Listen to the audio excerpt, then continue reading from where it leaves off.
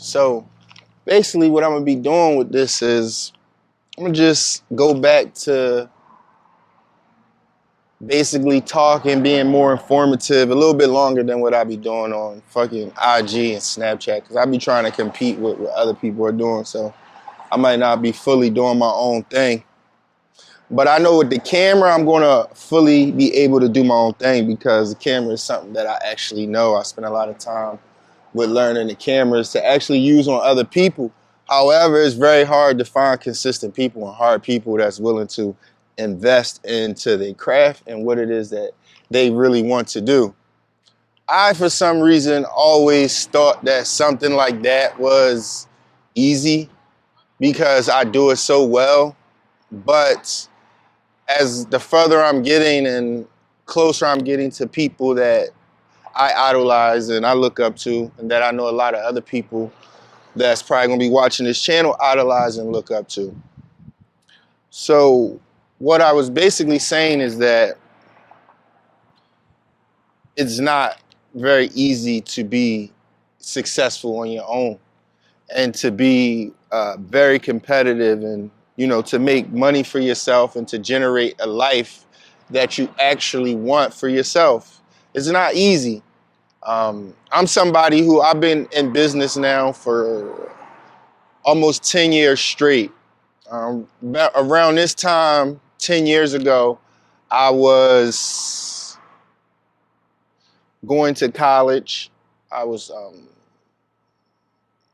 I was working for a repo. Well, actually, I had my own repo company. I was working for a finance company, um, and I was going to college, and I was the president of the business class. And I asked people, I said, if you had some money, what would you invest in? And by the way, if you want to know how much money I had roughly saved up about $22,000 from virtually a job I had. I was working at for a few years. It was a finance company, and basically it was collections. So we made a lot of bonuses. So I worked a lot, me and my daughter's mother, and I saved up all my money when I started to work on my credit. A little bit before that, I'm gonna jump around in this vlog's and always be different. So a little bit before that, I was working at a rehab and I had met a counselor there. And she basically had gave me a book. It was called The Secret. And I started to read that book maybe about 14 years ago or so. And it was so fucking boring, I could say. It was a boring book, but shout out to Rhonda Burns. But it changes your life, like if you're able to process it. Maybe I was too young to process certain things that I was introduced to, and my mind wasn't ready, so they seemed boring, but that's the food that you have to nourish your brain with. So basically, I nourished myself with that. And now, fast forward, I started a recording studio. While I attended college in that business class, somebody basically gave an idea. They said they would start a studio. And I said, wow, I used to do music years ago, which is a whole nother story. I'll get into that later. But cool, let me start there. So at that point, I knew somebody here in Harrisburg, and his name was Dwayne Muhammad, rest in peace. And he told me about a little studio over top of Eddie's men's store. Now, I went down there and we talked to Eddie. Eddie didn't like Muhammad, so we left out together, and I went back by myself. And I told Eddie what I was trying to do. I told him I had been working on my credit, and this is what I wanted to do. And he gave me his blessings. So when I had arrived and checked out the studio, it was a closet. It was basically being used as a closet space, but it did have a booth and a small control room. The very first video to the day of me walking into that place was recorded. You can look that up on YouTube. I'm gonna fix some of my old YouTube videos because I've been posting video vlogs since 2009, and I didn't do a good job of leaving hidden. So people, if you ever search me, you probably aren't able to find me. I'm going to spend some time with that to get that in order myself. So what I'll say is I went into there and I I looked at everything and it was pretty, I thought I had dreams that looked pretty good. And what I had did from that point, I started, I said, damn, how can I get this started? Now I want to tell y'all two things, right? For me to get where I'm at right now, 10 years later, be successful, the two things that I did was not my idea. You understand? Like to open a recording studio, that was not a dream of mine. That was not an idea. I had no thought to do that, even though I had spent a lot of money in recording studios when I had a record label. So that was somebody else's idea. And I've turned it into, it's changed my life and plenty of other people's lives and saved lives and multiple things.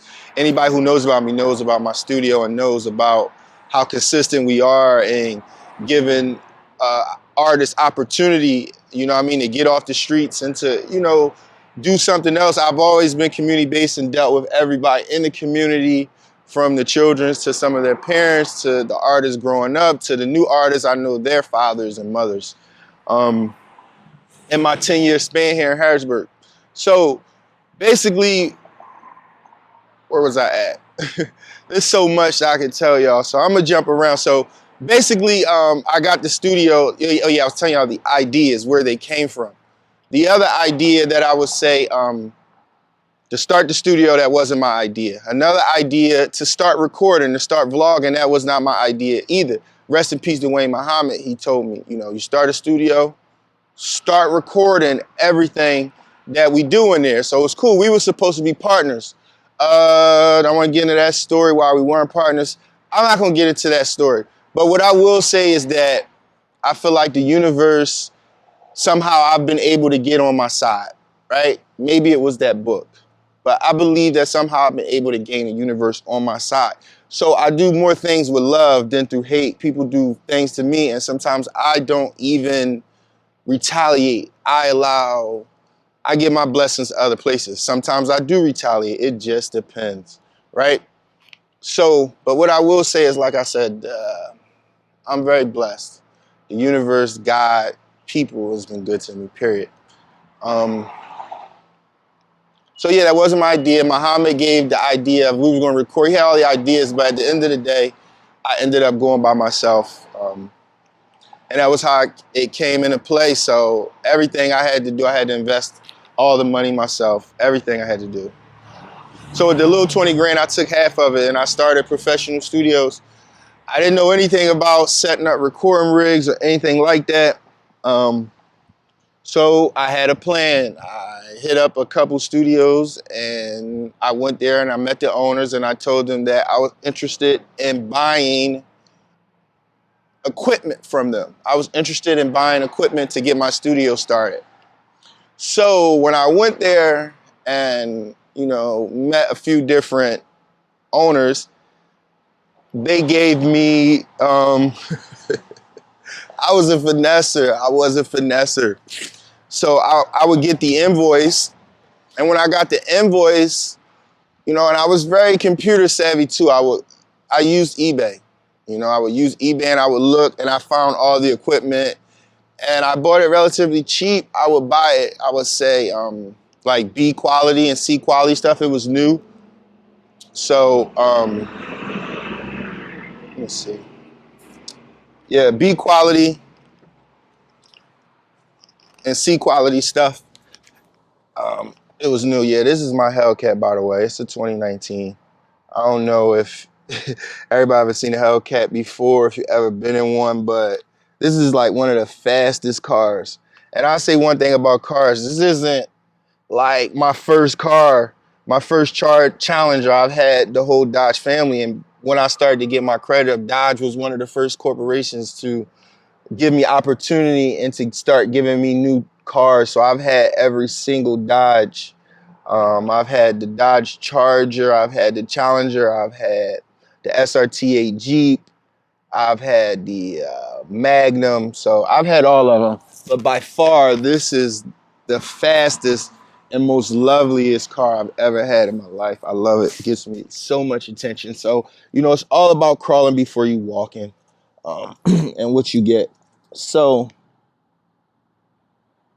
what happened was I started the studio. So I started recording everything. So like I said, if you want to, find out a little bit more about me and you want to see some more, you can check out my videos. You'll find a bunch of videos that'll show you me day by day. So fast forward into now, I look back at a lot of those old videos recently and I look at my old self and how I started and what my content was. And even though I didn't get the attention, the people weren't looking then because I was just ahead of my time. So nobody didn't get to discover me. I still haven't been discovered because I'm ahead of my time. And I'm not somebody that goes out and asks for help. You understand? Like, Supa Dupa is somebody who's going to do it himself every time because I've just been let down. Like, I've been let down so much that I'm afraid to like fully just depend on somebody. Soup's not going to do that. So you have a very motivated man when you think about me, a man who loves his children, who loves his family, who loves his community, who loves his employees, who just loves, period. I'm just a lover. So back to the studio gig. So, we got that set up. I took the guy's list that he gave me and I bought B stock and C stock equipment off of eBay for significantly lower prices.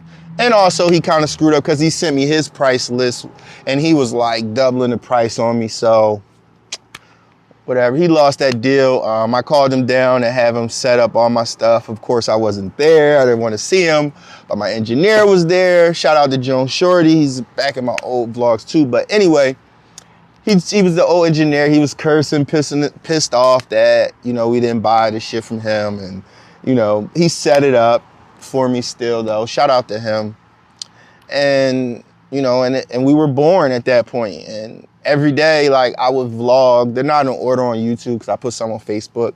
I'm going to take some time and get that together for y'all because I think it's really special. And you can just see a man develop because I'm basically no different than anybody else. Another thing, the name Supa Dupa. My name's Sultan Jason. Supa Dupa basically was given to me. I have a cousin that lives in Harrisburg. There's another reason why I come. I've been coming to Harrisburg throughout my whole life. Not my whole life, but a big part of my life. My cousin lived here. My favorite cousin I always looked up to, Free Hashim. I was at his house. He had close ties with Enes, so he had Enes at the house, and we was linking up with Post Up, and they did a song Post Up. And between Post Up and Enes, I was at that point, I was shooting videos every day. I told y'all the plan I had got from somebody else was just to vlog every day. And man, they just start calling me Supa Dupa because I had told myself I was gonna put out a video every single day for the first year. And I believe I did that, which was 365 videos. I'm up to about 600 now, so I probably didn't do that many over the 9 years after that first year, but I still hit my goal. Like, goals are super important. I'll tell anybody that like goals, they're super, super duper important. Like, yeah, like write them down. Like, definitely, like write your goals down. Like, that's just, it's psychological. Like, I can't explain it, but it is like, and I'm just getting smarter. Sometimes I get stuck for moments and I don't learn things and I get caught up, but life is long, but it's precious. So be careful what you do with it. Think about your time. What I will say is anything that you want in life, you can get it. But, it's all about sacrifices. People say that is very real. Like, for Supa Dupa to become, so between Post Up and Enes, they came up with Supa Dupa. Shout out to Post Up, shout out to Enes. We still rock today. What was I gonna say? Yeah, but Supa Dupa was born, and in order for Supa Dupa to really be born, a lot of people that was in my life, like, I like disconnected with, and it wasn't nothing impersonal. It's not that we don't stay in contact, but I might not see them every day on a daily basis. We don't hang out, and it's just because what I do with my time has changed. Like, I had to spend all of my time in the recording studio. Like, I came across also in 2009. And by the way, I haven't been to sleep since then, but I came across a DVD and I gotta shout out Lil Wayne. Like, I did a video, like, piece in that video in 10 years ago. But shout out to Lil Wayne, and he had said something in the Carter DVD. I know he didn't like that, he didn't want that out, but bro, that shit was a masterpiece.